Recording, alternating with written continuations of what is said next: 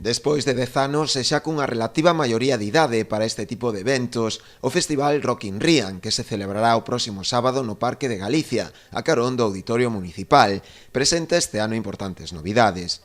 Sen dúbida, unha delas será o ampliar o número de actividades ao longo de toda esa xornada, e non só pola noite, con diversas alternativas como poden ser roteiros culturais, un xantar popular, pasabares ou pasarrúas. Cos pasabares, cos pasarrúas, co concerto de rúa, queremos que moita xente está chegando moitos mensajes interesándose por horas, porque é algo que normalmente fan os grandes festivales, pero nós non o tiñamos. Era algo que necesitábamos, un cambio de formato, non queríamos ser unha verbena con 3 grupos importantísimos e tocar de 10 a 5, sino que queríamos implicar a toda a familia, donde no pasabares nos están dicindo se pode participar calquera, hai gaiteros que se están unindo, mandando whatsapps, hai xente que vai ir con rapaces vestidas de gaiteiros, e está tendo bastante boa acollida, a verdad, para ser o primer ano que o estamos intentando.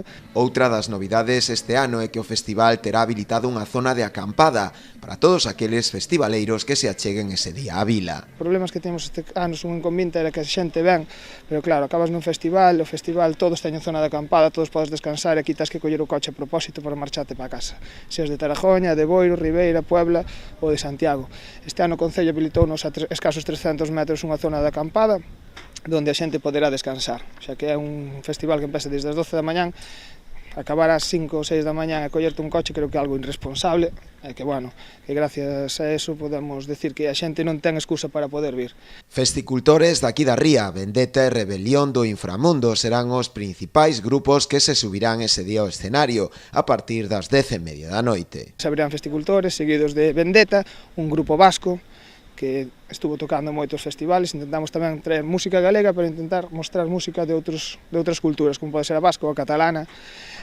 Despois deso está daqui da ría, grupo que xa repeteu ano pasado, un dos mellores directos que tuvemos e que, bueno, que merecían estar. Despois rematamos con Rebelión do Inframundo. Dende a organización quixeron agradecer tamén a colaboración do Concello, así como tamén das empresas patrocinadoras, xa que sen a súa axuda sería inviable poder leválo a cabo. Así que xa o saben, o Rock in Rían pode ser unha boa alternativa de lecer para esta fin de semana.